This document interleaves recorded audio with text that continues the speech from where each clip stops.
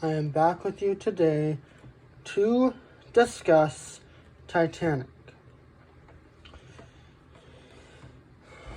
Now, Titanic is a 1997 film directed by James Cameron, starring Leonardo DiCaprio, Kate Winslet, Bernard Hill, Bill Paxton, and Kathy Bates. All relatively well-known actors and actresses.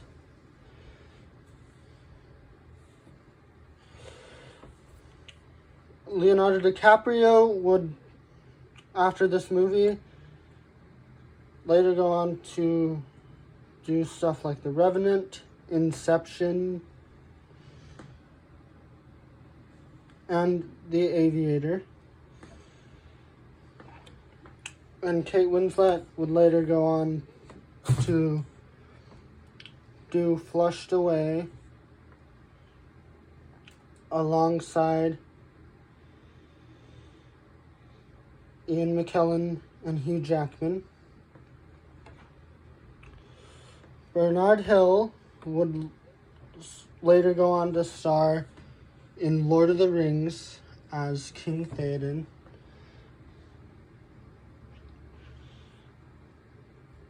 Bill Paxton, we don't know much about him. Kathy Bates, we don't know that much about her. But they're in this movie here, which got more stuff right about the events than Braveheart, because we actually had first-hand sources of this story. There was, in fact, a ship that sank that's at the bottom of the Atlantic. Now, there are other movies based on this story that got the ending of the sinking wrong because, first of all, we know it's cloven in two halves now, so it's, of course, been broken into two halves, and we know it's underneath the Atlantic Ocean. We only know what it looks like because we have pictures of it.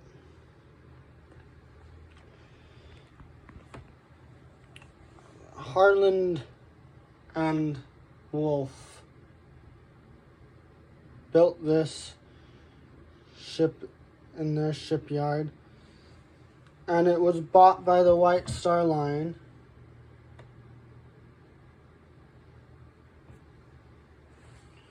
And left Southampton for New York City on April 11th, 1912. We know that's right. But there was definitely a fully embellished love story that didn't happen. But however, there was a passenger with the name of J. Dawson on board the Titanic, which, if this movie didn't come out, that grave wouldn't be visited, because the boy in this love story, his name is Jack Dawson. But that grave is not Jack Dawson's grave, like people thought.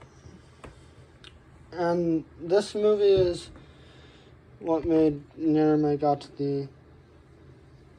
my favorite hymn in church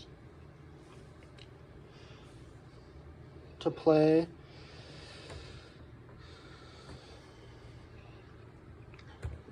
But yes, the love story adds more fun to this movie. And it starts with the girl, Rose Bukater, played by none other than Kate Winslet.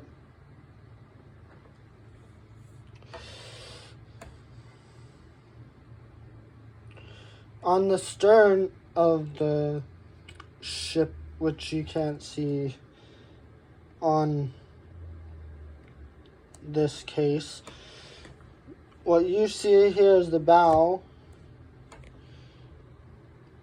It starts with her hanging off the stern side of the ship. And attempting to jump in the water. And Jack obviously saves her from jumping in. He essentially saves her life. That's not until much later, though. They just meet each other with him saving her. And then are invited to dinner by,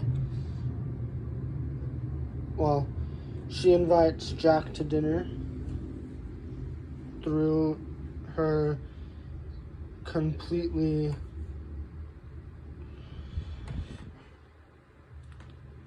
terrible fiance of a man, Culloden Hockley, which would later give her the Heart of the Ocean jewel.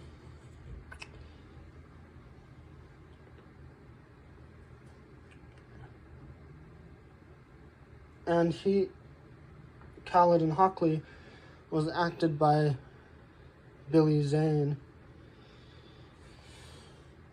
which Billy Zane hasn't really been in that many movies to now.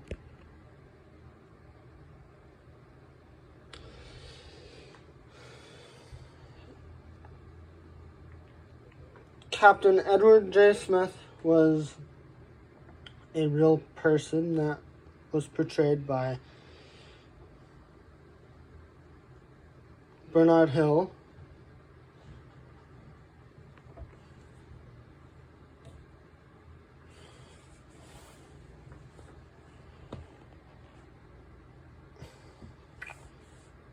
Who earlier I said would later go on to do Théoden in Lord of the Rings and absolutely crush that performance. He crushed this performance in a different way. This performance was him actually acting a real person, though. Which absolutely made it all the more awesome role for him to do. Kathy Bates acted Molly Brown in this movie, which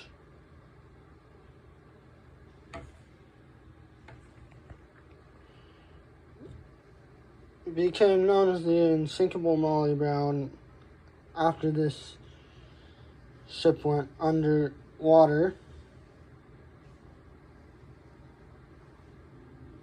She didn't earn that title until after the Titanic went under.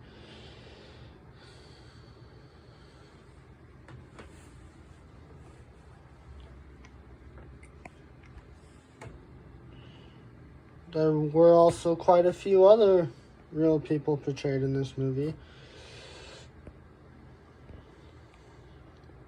like John Jacob Astor, J. Bruce Ismay, Thomas Andrews,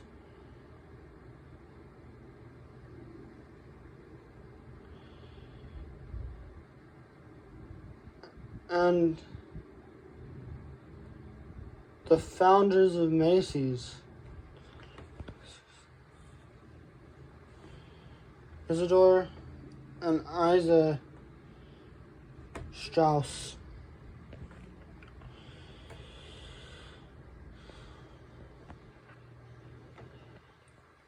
Yep.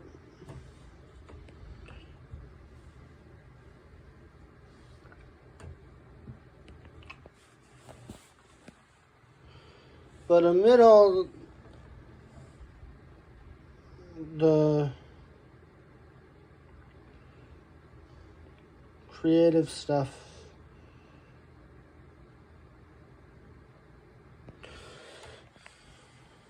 done for this movie, like adding the love story of Jack and Rose definitely helped add tension to the story.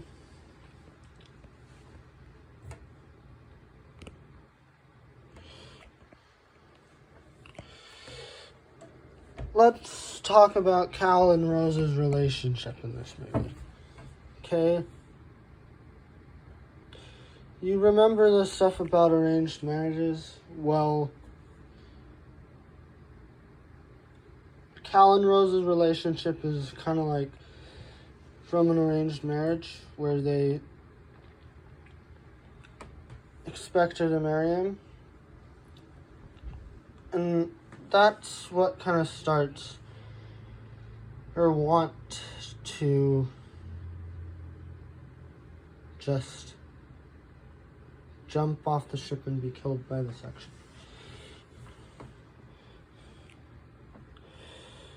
What Jack saves her from.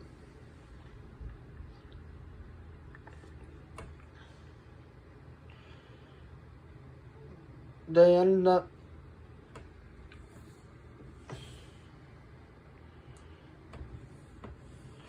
falling in love the day the ship hits the iceberg, which was Sunday, April 14th, 1912.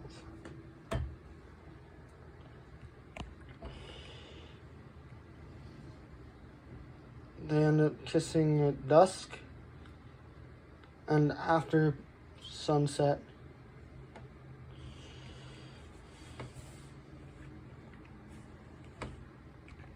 The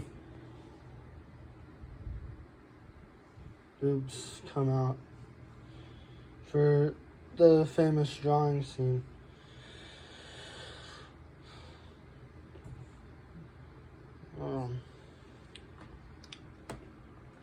And then they end up going into this car.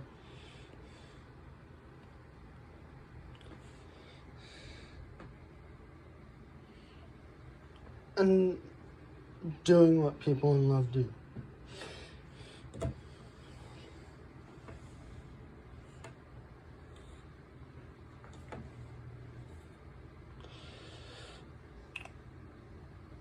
Now, and then yes, the ship hits the iceberg famously at 11:40 p.m.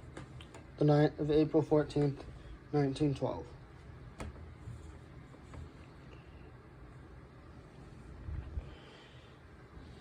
Which, that's historically accurate. They start getting the lifeboats ready, boarding the lifeboats.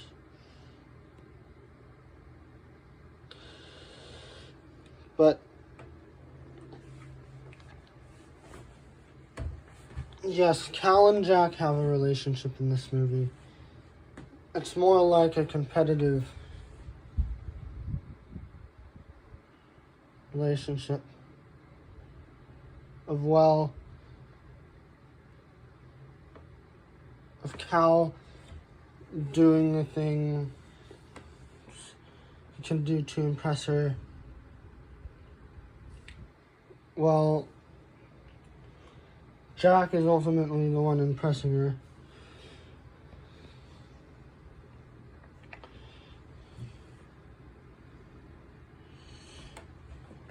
He arranges a deal with one of the officers. Cal arranges a deal with one of the officers to get them both off the ship. But that deal was only for Cal to get off the ship.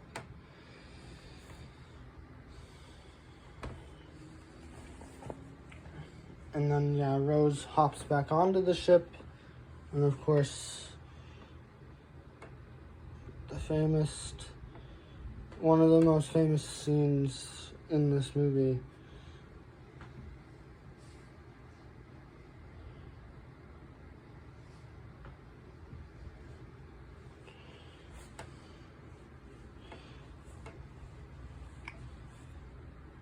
Yes, they do end up getting off the ship together, but things aren't too hot for Jack. Yes, they end up finding a floating door, which a lot of people say Jack could have fit on, which is probably true. But Jack made the ultimate sacrifice of getting hypothermia to save Rose.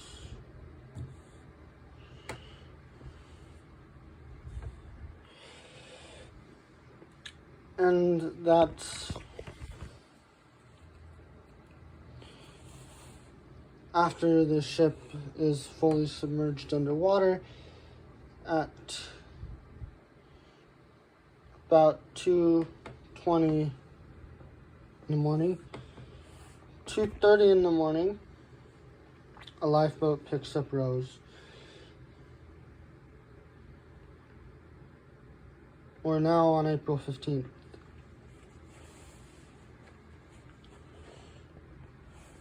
Yes. The captain went down with the ship, of course.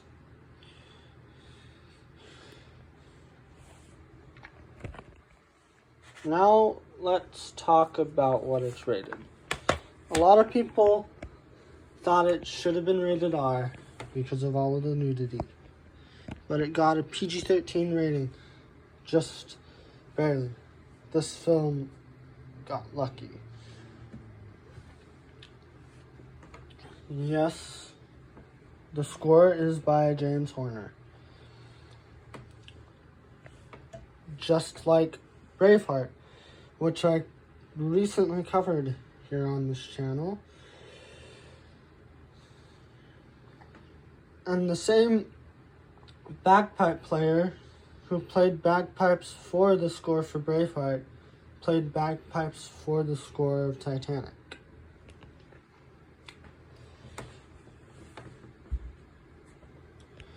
The length of the movie is 3 hours and 14 minutes long.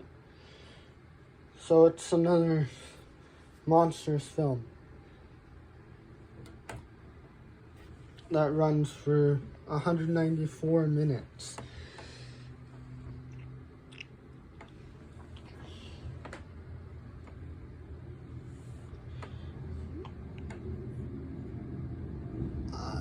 I'm gonna say it could have been shorter, because yes, even though there is nudity in this, that could have been skipped.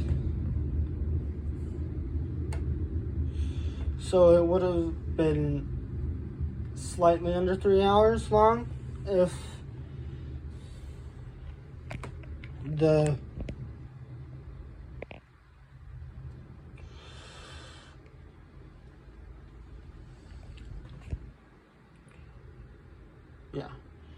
movie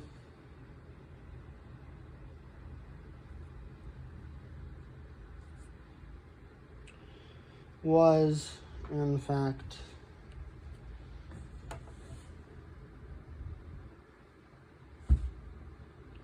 skipped the nudity.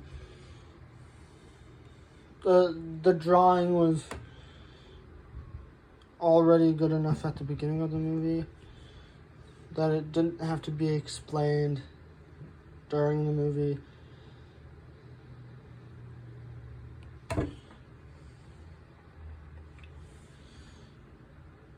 This is more about Titanic, less about Jack and Rose.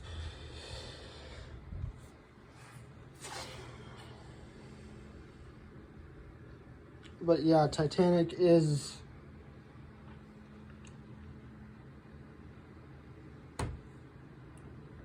the Jack and Rose story, basically.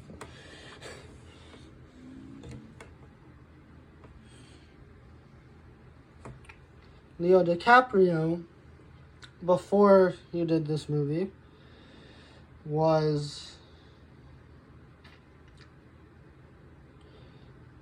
in an adaptation of Romeo and Juliet.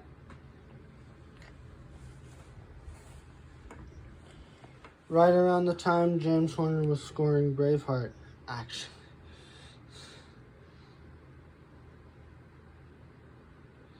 We don't know much about Kate Winslet before this.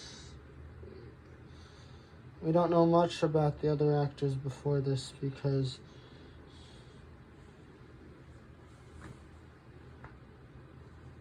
but yeah, Leo DiCaprio was a very busy man after this. Starring in The Man with the Iron Mask,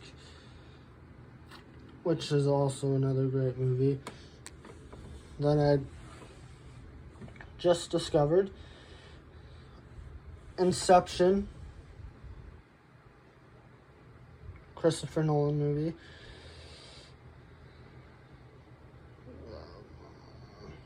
The Revenant, The Wolf of Wall Street.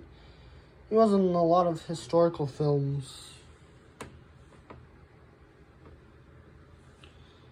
after this.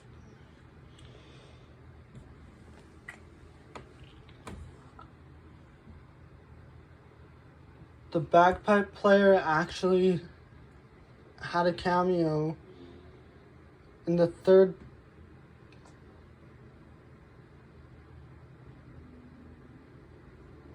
class steerage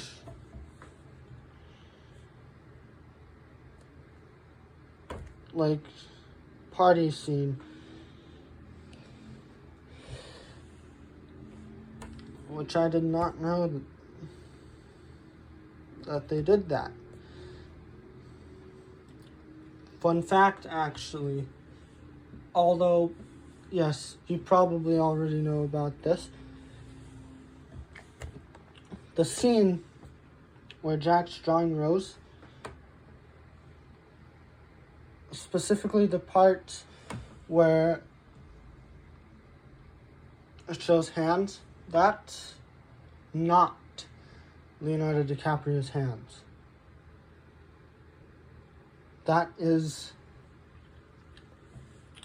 James Cameron's. Those are James Cameron's hands drawing the picture. That was cool when I found that out. I did not know that.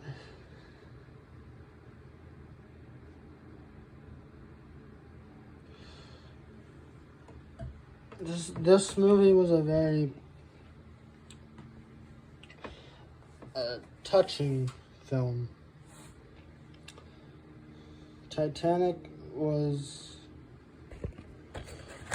a very touching film.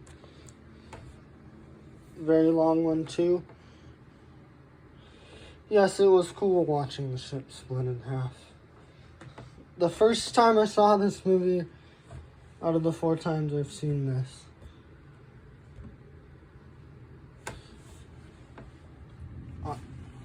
I was amazed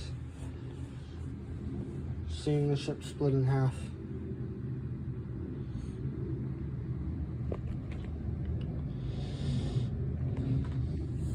There is a movie called Titanic 2, but that's poorly made by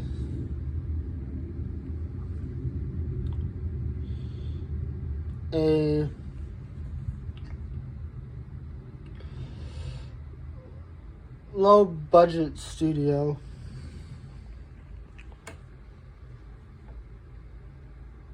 starring no one from Titanic,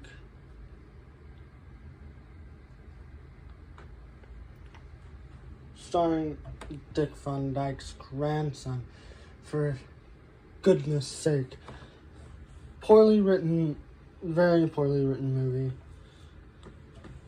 Not as well written as this masterpiece right here.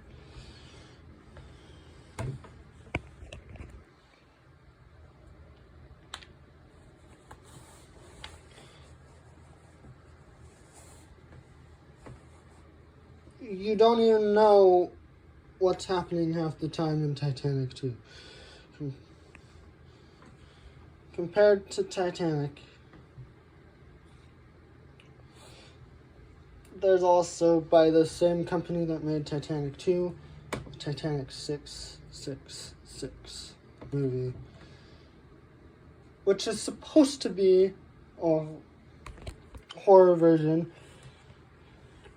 of the Titanic story. Which I'm gonna tell you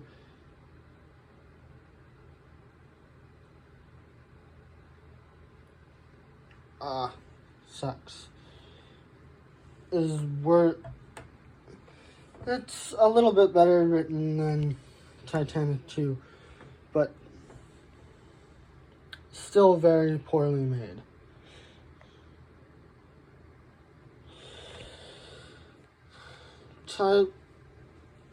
But Titanic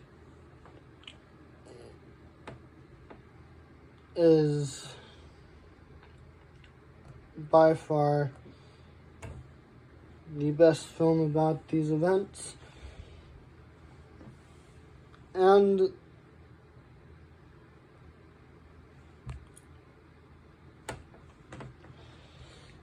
it also won Oscars like Braveheart, so we know it's a good movie.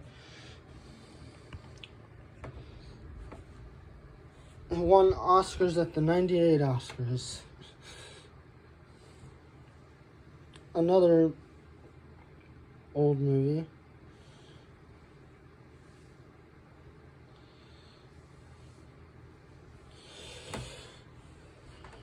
Well casted, good music by James Horner. Good direction by James Cameron.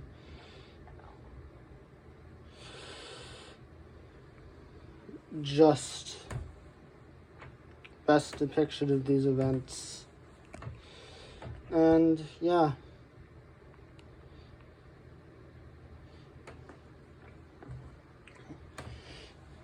That's it for my review of Titanic.